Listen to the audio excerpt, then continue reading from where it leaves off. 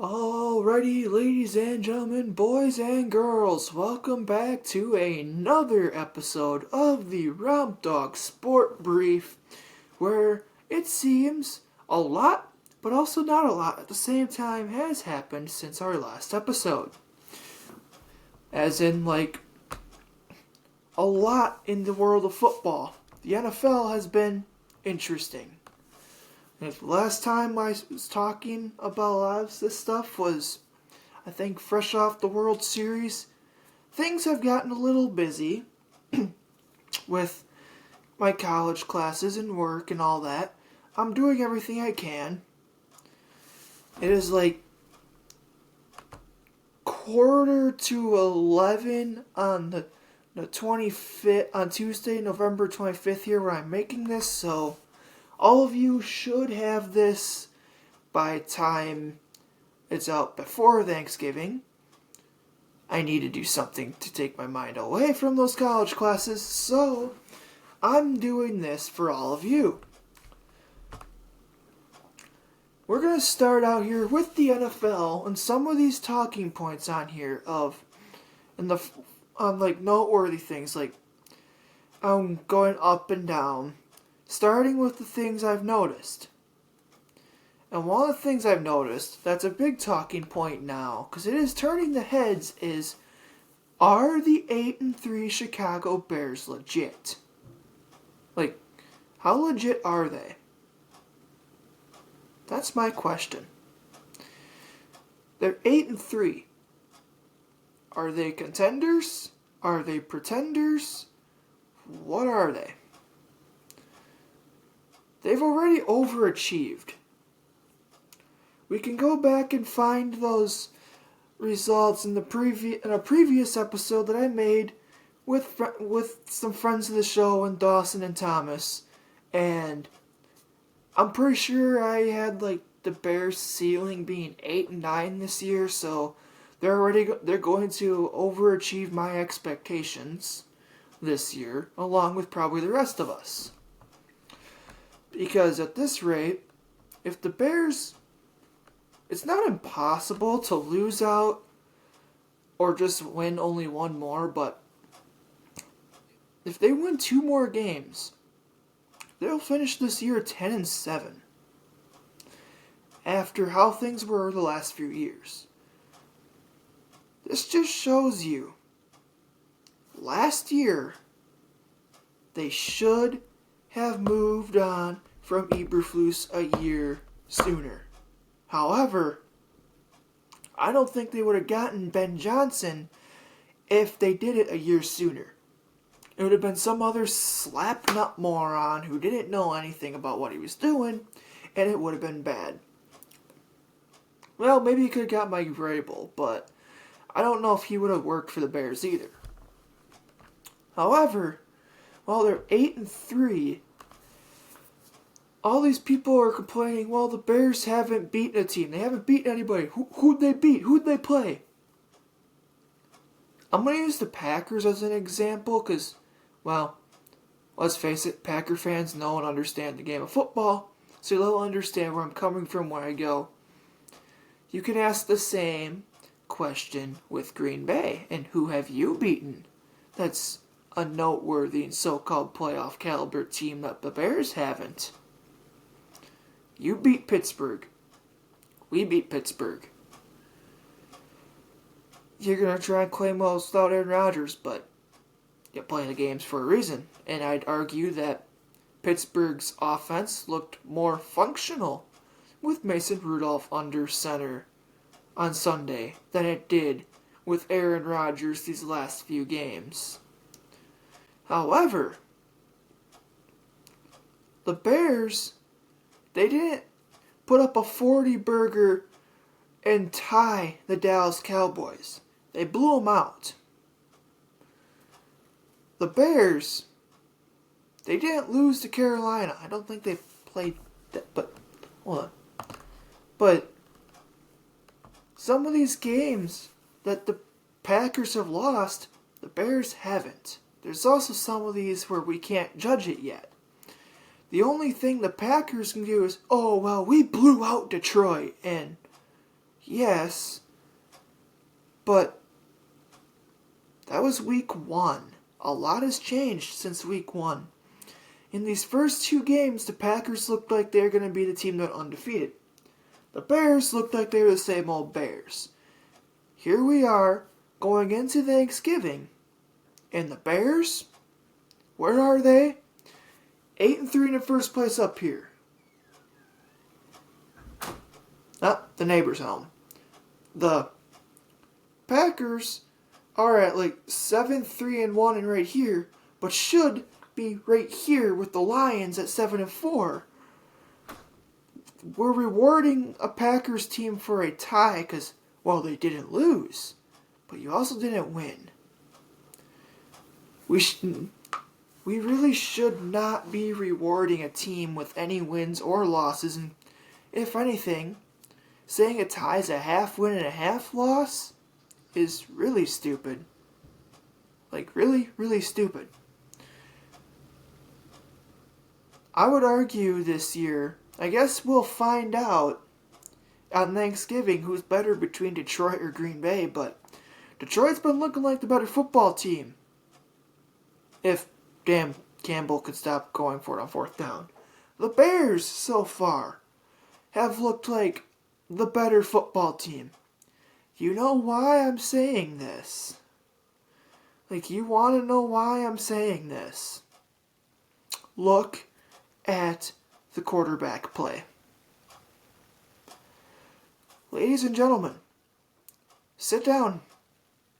Make sure you're not drinking any water when I say this. But look at the quarterback play. Look at Caleb Williams. And look at Jordan Love. Look at how many games in the 4th quarter Caleb Williams has kept the Bears in or came back and won for them. Look how many games Jordan Love has not been able to do that and has struggled in the 4th quarter. Look how many times that has happened. Just go look at it. Packer fans are going to say, well, Jordan Love's better, look at that. But, guys, right now, we can't run away from what we're seeing. And right now, if we compared the Bears quarterback play to the Packers quarterback play, it's close, but the argument's there that the Bears are getting a better performance out of their quarterback than the Packers for the first time in many of our lives. Like, for the first time, we're seeing the Bears, ladies and gentlemen, the Bears have better quarterback play than the Packers for the first time in, like, I don't know, probably the 70s and 80s, like 40 to 50 years ago. But anyways, that's my... Wait, no, Walter Payton came in the 70s. The Bears had a really bad quarterback. But you get my point. The Bears, right now, the only thing Green Bay has that the Bears don't is Micah Parsons. And Parsons has a tendency to disappear in big games. But yeah, the way I don't know how I'm supposed to feel, like, other than just, if this is the Bears, this is me going, alright guys, let's enjoy this magic carpet ride. Wherever it ends, it ends. But, and I mean this, but the Bears, they are still the Bears. I don't know how this is going to go. They could very much lose out and be 8-9, which would suck. they could also very much, somehow, by an act of God, win out, which I highly doubt will happen. But this is probably driving Packer fans nuts. I'm going to have at least one or two people in the comment section go, "Oh, yep, here's our delusional Bears fan. Everyone, the delusional Bear fan." But, guys, the Bears' offensive line is light years ahead of the Packers' offensive line right now. The Bears' defense, I don't know how they're doing it, with all the injuries and all that, have more takeaways than the Packers. The quarterback play is looking better than the Packers. Right now, overall, the Bears are kind of starting to look like the better team.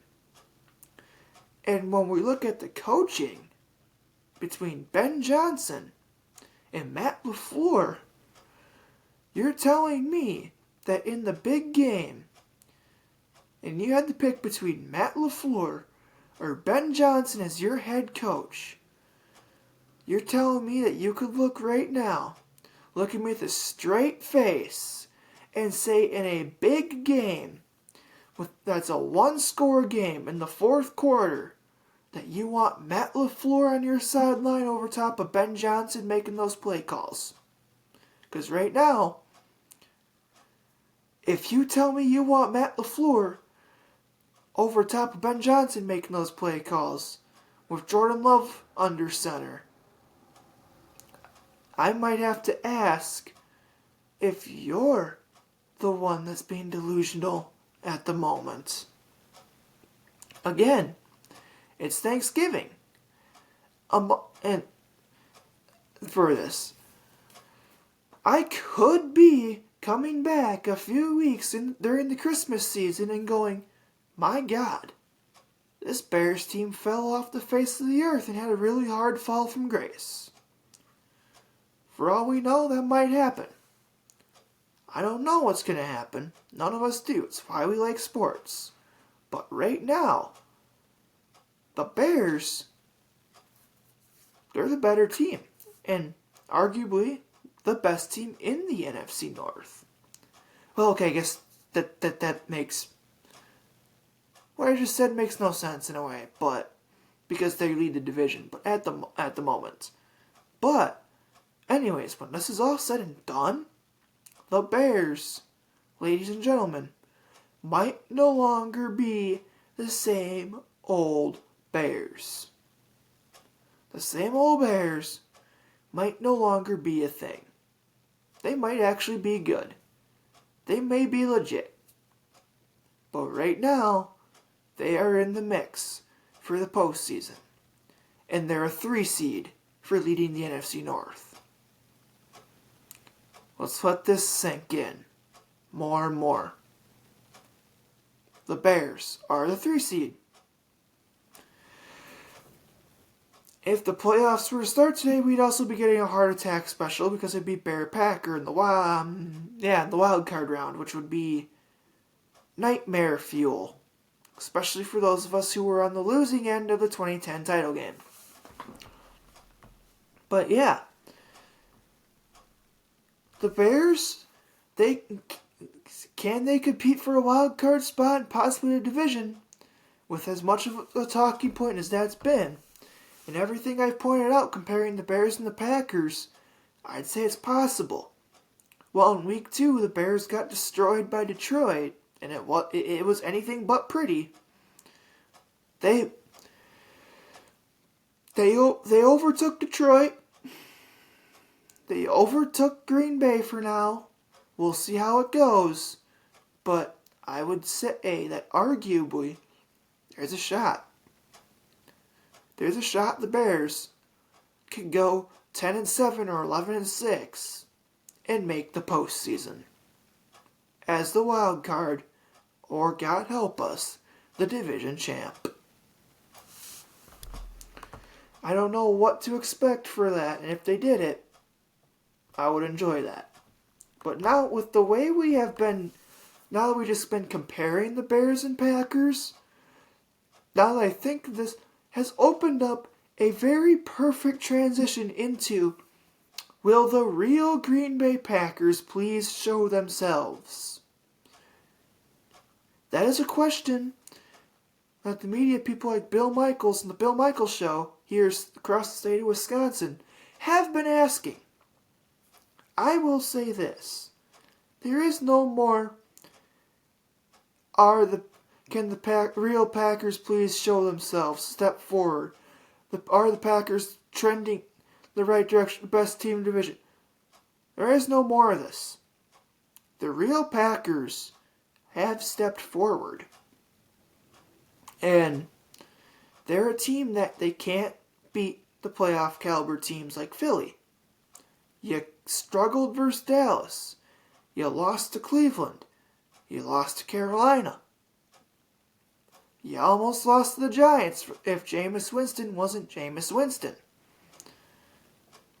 Folks, the real Packers team has stepped forward.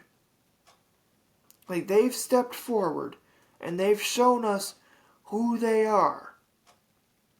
This year's Packers team, right now, unless something changes, unless Jordan Love remembers it's time to play like a real quarterback because it's Toyota-thon somehow, he's got to...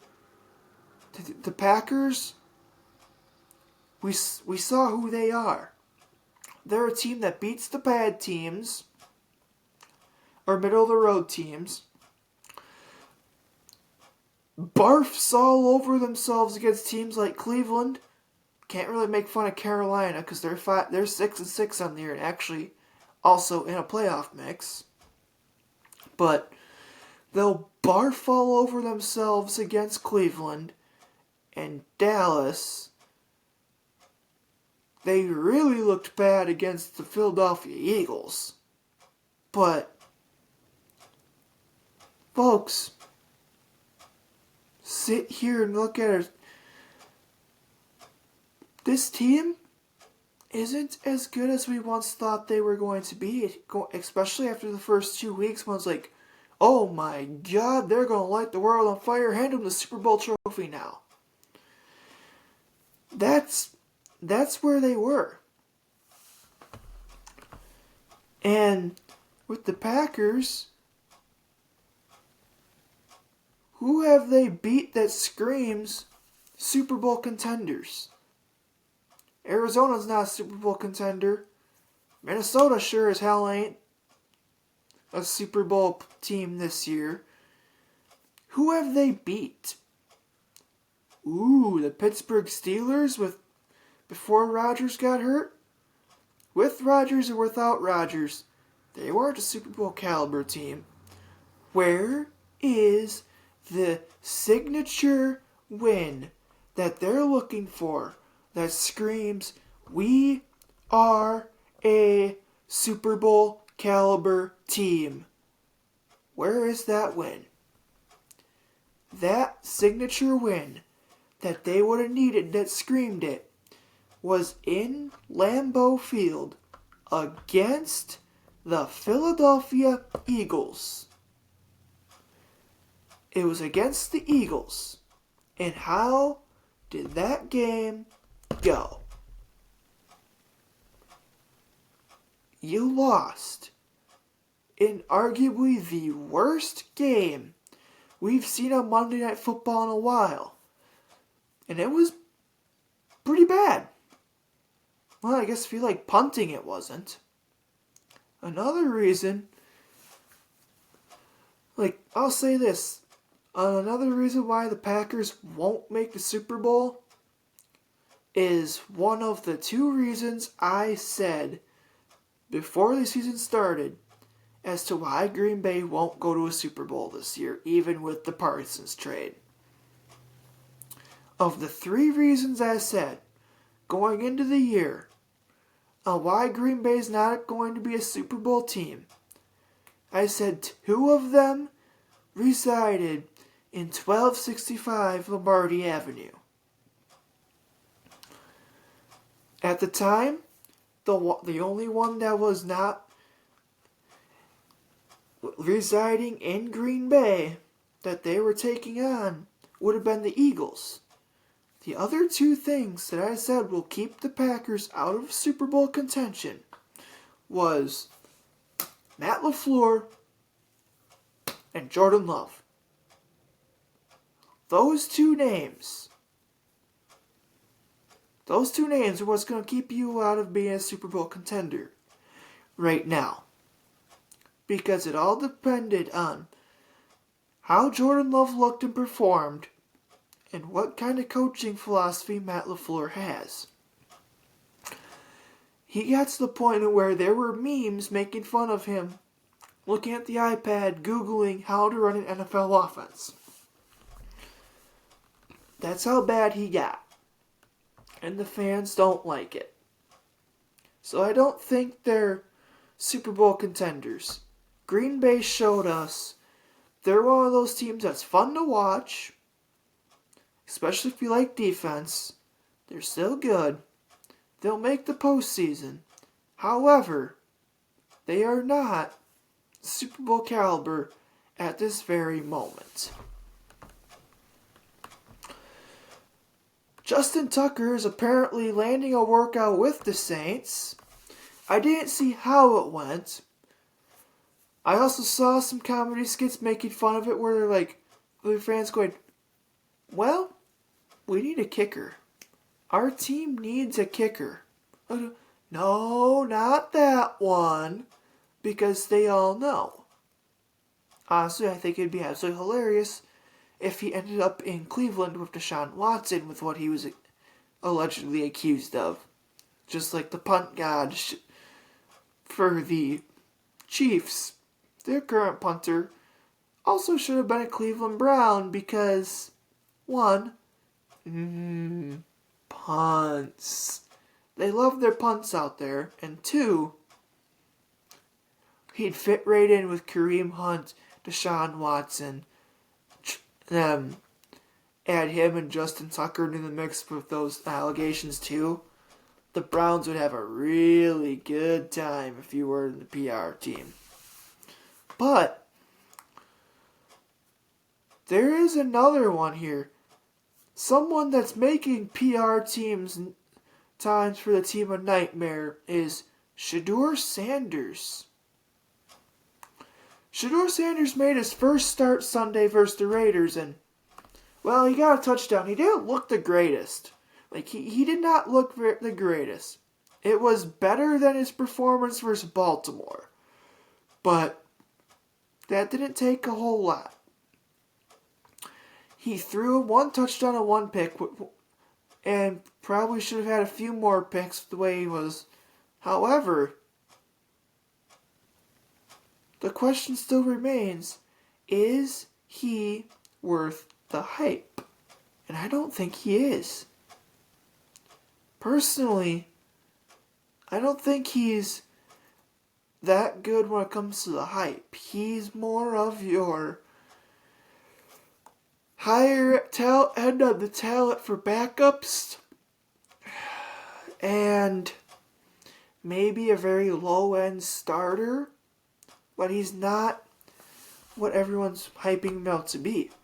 He's not this guy that Mel Kiper thought he should have been in this, taken in the top 5, maybe even the first overall pick in the entire draft. To where I'm wondering, was Shedeur truly worth the hype? Or was the Raiders just that bad?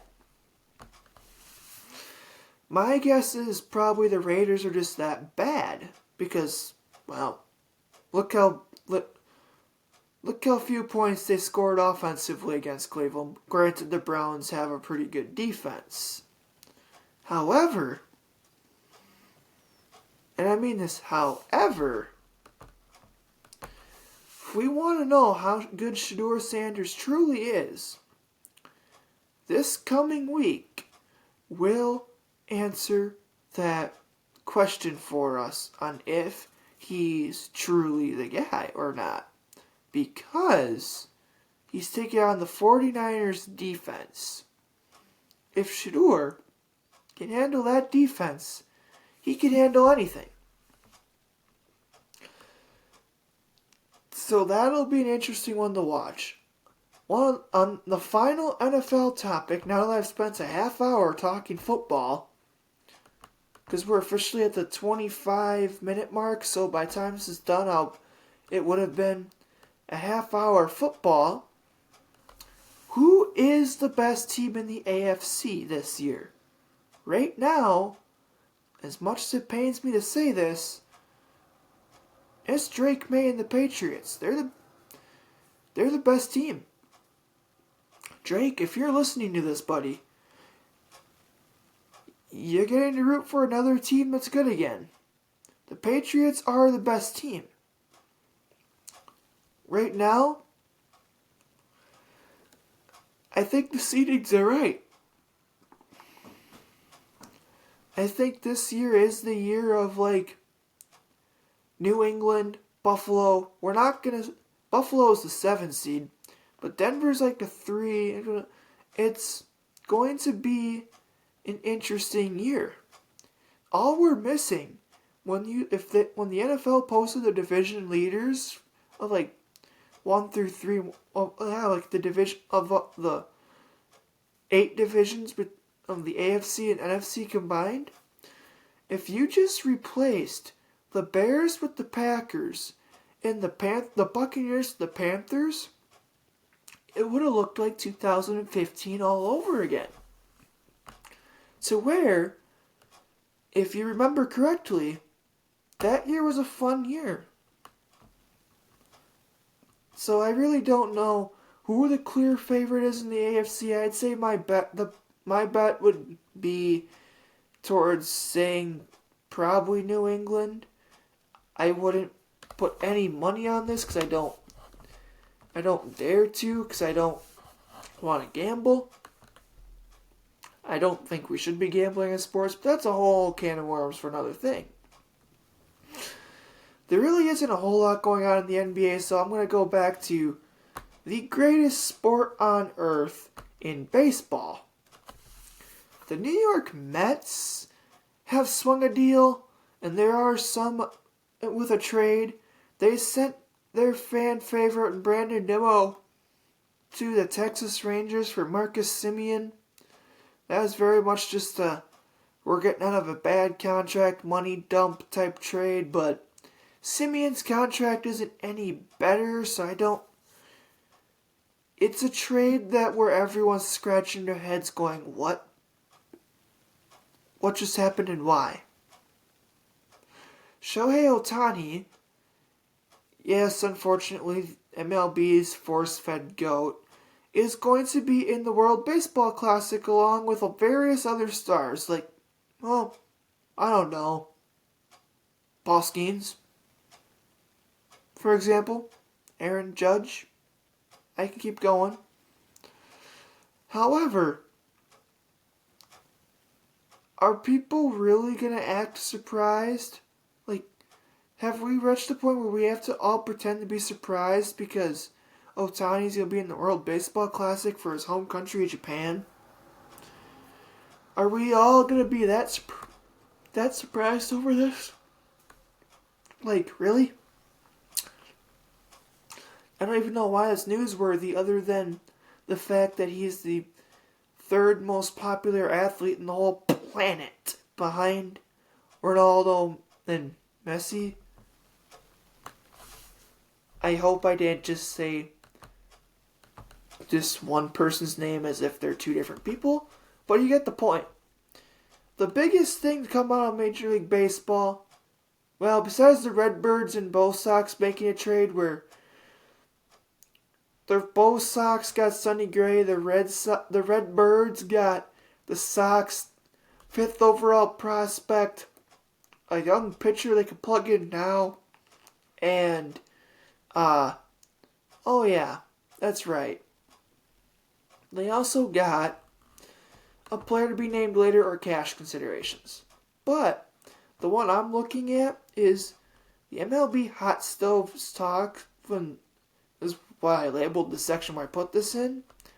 The MLB TV deals with NBC, Netflix, and ESPN to go with what they already have for Fox, and I'm pretty sure TBS is still there too. Sunday Night Baseball will be making a return to NBC, which now means, ladies and gentlemen, on Saturday and Sundays both, all you need is an antenna to watch baseball for free over the air, which is what we needed. NBC will also get all the wild card round games, the MLB draft, which for the first hour of it will be on NBC, and the rest of it will be Peacock or MLB Network. And they also, NBC will this one tweaks my trigger, will also be getting the All-Star Futures game.